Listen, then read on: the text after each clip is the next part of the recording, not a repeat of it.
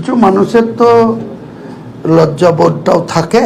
শাহানি ঘোষ যাদবপুরের সাংসদ, তিনি মমতা বন্দ্যোপাধ্যায়কে কপি করতেন, শাড়ি পরতেন, স্যান্ডেল চটি পরতেন, কিন্তু বর্তমানে দেখছি তিনি টি শার্ট প্যান্ট পরে মুখ ঢেকে এয়ারপোর্ট থেকে বেরিয়েছে। সেই প্রসঙ্গে কুণাল ঘোষ তিনি মন্তব্য করেছেন যে করোনা নাই, এই মুহূর্তে করোনার মতো মুখ ঢেকে আসার কারণ কি?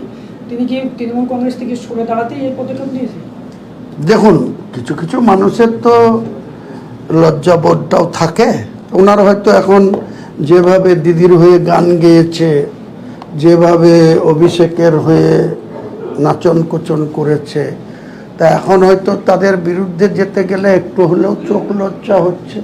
তাই হয়তো কোনো রাস্তাঘাটে বেড়ানোর সময় একটু লোকের আড়ালে, পাবলিকের আড়ালে, সাংবাদিকদের আড়ালে থাকার জন্য সে একটু গোপনীয়তা মেনটেন করছে। এ নিয়ে কিছু বলার কিছু নেই। নির্মাণ সামগ্রী দুয়ার সরকারি অফিস থেকে প্রায় 4400 ইভিএম অ্যাক্সিডেন্টালি পুড়ে গেছে বলে অভিযোগ। এটারও একটা সঠিক তদন্ত হওয়া উচিত, ফরেন্সিক ডিপার্টমেন্টের দেখা উচিত। কারণ একটা 10তলা বিল্ডিং, 10তলা 9তলার উপরে যেখানে ইভিএম মেশিন আছে, 6তলা 7তলাতে অগ্নিসংযোগ হলো না, নিচে থেকে তো আগুনটা উপরে যায়, উপর থেকেও নিচে আসতে পারে, কিন্তু হঠাৎ করে আগুনটা যে কি করে 9 ফ্লোর বা 10 ফ্লোরে কি বিদ্যুৎ বিভ্রান্তি ঘটলো বা কী ধরনের এই ঘটনা ঘটলো যেটা অগ্নিযোগ হলো, এটারও সঠিকভাবে তদন্ত করা উচিত। এর পিছনে রহস্য কী বা কারা এর রহস্যের সঙ্গে যুক্ত, তার তদন্ত হওয়া উচিত। এবং যারা দেখছে এসে কাঁদা কাটা করছে, পায়ে ধরতে কি করব, হাজার হোক ফেলে দিতে পারিনি, যাই হোক তুমি আর কাঁদা কাটা করুনি, থাকো, এই পথটা দিয়েছি। কিন্তু এই পথ নিয়ে উনি কথাকে কাজ করে বলতে পারছিনি, বাংলার সমস্ত মানুষ ওনাকে আর মেনে নেবে না। উনি যে গাদ্দারি করেছে, যে দ্বিচারিতা করে গেছে, যে মানুষের সঙ্গে বিশ্বাসঘাতক কাজ করে গেছে, যে মুসলমান কওম জাতিকে ধূলিসাৎ করে দিয়ে গেছে, আজকে এইটাকে কোনো মুসলমান যদি হয় আর ওনাকে মেনে নেবে না। এই কথা আমি বলতে চাইছি। আমার হিন্দু ভাইরাও ওনাকে ভালো চোখে দেখে না, মেনে নেয় না, যার কারণে হিন্দু ভাইরাও ওনাকে ভোট দেয়নি। হ্যাঁ, এটা বাংলার মানুষ জানেন।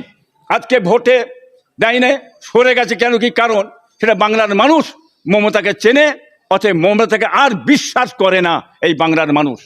কলকাতায় যে মসজিদ, বিমানবন্দরে যে মসজিদ আছে, ওটা আজকে তো নাই, বিমানবন্দর তৈরি হওয়ার অনেক আগে, কি মানে তারপরে বিমানবন্দর হয়েছে।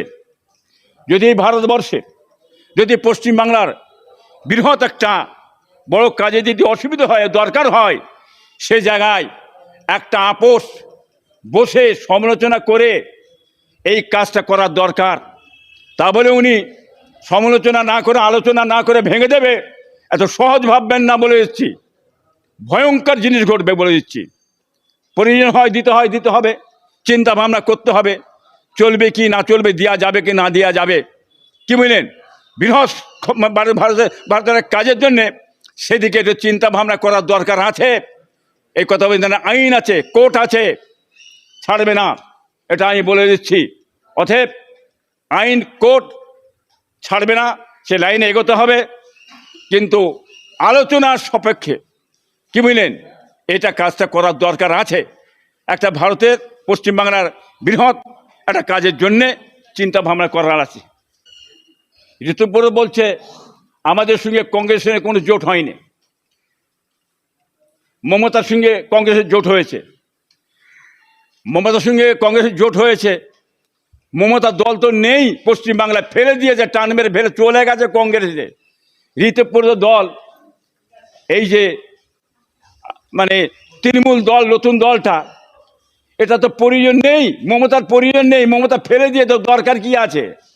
এরা যদি মন গড়া একটা দল তৈরি করে বলে আমরা নতুন টিএমসি, একে মমতা মেনে নেবে কেন, ওকে তো ফেলে দিয়েছে, মমতা তো টান মেরে ফেলে দিয়ে, এটা মমতার দল নয় তো, বাদ দেন না ওর কথা। হ্যাঁ, অতএব মমতার জায়গায় দাঁড়িয়ে আছে। টিএমসি দল বলে পশ্চিমবাংলায় নেই, এটা বাংলার মানুষ মেনে নেবেন, খবরদার বিশ্বাস করতে যাবেন না। অতএব বাংলার টিএমসি দলের লোক সমস্ত বেরিয়ে চলে এসেছে, আর টিএমসি বলে দল পশ্চিমবাংলায় নেই, ভেঙে গেছে। দেখুন, কথা হচ্ছে স্বর্ণপদক পেয়েছে তহুরা খাতুন, কি বলছেন? আজকে যদি দ্বিচারিতা থাকে, মনের মধ্যে যদি কমনার মনোভাব থাকে, তাহলে দেবে না। যদি মনে করে ভারতবর্ষ গণতন্ত্র রাষ্ট্র, জাতি ধর্ম বড় নির্বিশেষে হিন্দু মুসলমান যে কোনো মানুষ তারা স্বর্ণপদকে উপযুক্ত হয়, নিশ্চয়ই তাকে উপযুক্ত দিতে হবে। যে লেখাপড়া শিখবে, শিক্ষিত হবে, নিশ্চয়ই সে চাকরি পাবে। যে লেখাপড়া শিখবে না, শিক্ষিত হবে না, তাকে চাকরি দেওয়া হচ্ছে, যোগ্যতা লোকের যোগ্যতা দেওয়া হবে না, অযোগ্যতা মূর্খ তাকে যোগ্যতার পদে বসিয়ে দেবো, এটা তো ঠিক নয়। ঠিক এই ধরনের কাজগুলো চলছে, সেটা বাংলার মানুষ দেখতে পাচ্ছেন। যে বাংলার মানুষ তার জবাব দেবে একদিন না একদিন, মনে রাখবেন। হাস্যকর কথা, বুঝলেন না? একটা নতুন হাস্যকর কথা। বিড়াল কলে পড়ে গেলে কি বুঝলেন, গাছে ওঠে। এখন উনি কলে পড়ে গেছে, আমি নির্দোষ, কিছুই জানি না।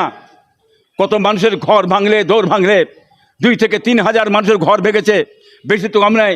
আমার বাড়িতে প্রায় 700-800 লোক ঘর ভেঙেছে, আমার বাড়িতে এসে পড়েছিল। ওই শওকত মোল্লার গুন্ডা বাহিনী নিয়ে যে চারিদিক ভেঙেছে।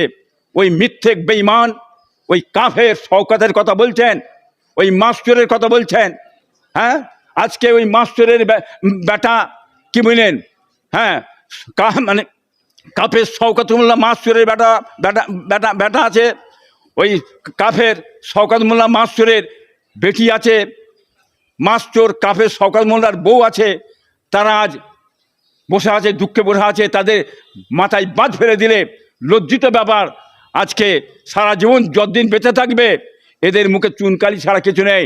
এমন সর্বনাশ করে গেল, এমন ক্ষতি করেছে এই শওকত মোল্লা। আজকে ওর বংশের মুখে কালি দিয়ে দিয়েছে। মুসলমান কম জাতির মুখে, জাতির কলঙ্ক হচ্ছে কাফের শওকত মোল্লা, এটা জানেন। ওই বেঈমানের কথা বলবেন না। মানুষ তৈরি হয়ে আছে, সুযোগ খুঁজছে, কি বুঝলেন? কতদিন জেলে থাকবে, কতদিন শাহজাহানের মতন জেলে থাকবে, শেখ শাহজাহানের মতন কতদিন তুমি জেলে থাকবে? জেল থেকে তোমাকে বেরোতে হবে, তোমার উচিত শিক্ষা দিয়ে দেবে। কোথায় গেল তোমার গার্ড, মমতার সিকিউরিটি ফোর্স তোমাকে পাহারা দেবে, কোথায় গেল? জেলে ফেরে উত্তম মধ্যম এখন হাল্লা রুটি তো খাওয়াচ্ছে, বুঝতে পারছো? লজ্জা করে না? বিহায়া বেশরম মুসলমান জাতি কমের ধ্বংস করে দিয়ে গেলি, খোদার গজব পড়েছে, আল্লাহর মারে তোকে শেষ করে দিয়েছে। এটা আইএসএফের বদদোয়া, ফুরফুরা পিসারের বদদোয়ায় আল্লাহ ফেলে দিয়েছে, দেখতে পাচ্ছেন। আগে মুখ্যমন্ত্রী মমতা ব্যানার্জি সাহেব, উনি ডানকুনি টু ফুরফুরা শরীফ রেলের কথা বলেছিল, বলে সংখ্যালঘু মানুষের কাছে ধোঁকা মেরে ভোটটা নিল এবং উদ্বোধন করতে এলো। সেই উদ্বোধনে আমি ছিলাম, আমার অনেক ফুরফুরা পিজাদার ছিল, বুঝলেন? কিন্তু সেই ধোঁকা মেরে ভোটটা নিয়ে নিল, আজ অবধি রেল হলো না। মানুষের সঙ্গে দ্বিচারিতা করলো, ধোঁকা মারলো, ধোঁকা মেরে ভোটটা নিয়ে সরে গেল। আর সেই জমি পড়ে